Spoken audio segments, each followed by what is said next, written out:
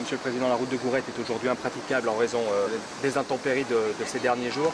Qu'est-ce que vous allez faire quand on sait que cette route, normalement, dans un mois, doit accueillir le Tour de France? Accueillir le Tour de France, vous avez raison, dans un mois. Mais c'est au-delà du Tour de France, si je puis dire, c'est la route principale qui dessert la station de Gourette. Alors pour nous, véritablement, dans ce département où nous avons connu beaucoup de dégâts, c'est vraiment la préoccupation numéro 1.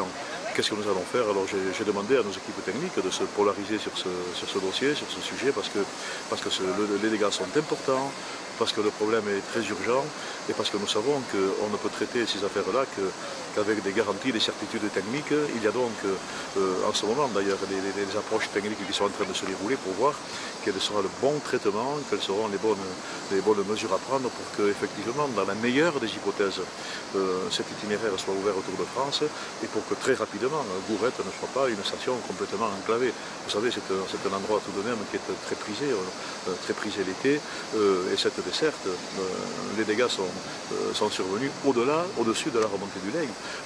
Donc cette desserte, il faut absolument qu'on la rétablisse. Donc nous avons demandé à nos équipes d'en faire la préoccupation numéro 1, au-delà de tous les ennuis que nous avons sur le département, pour que véritablement, et pour le Tour de France, mais également pour la desserte normale de la station, les choses se rétablissent.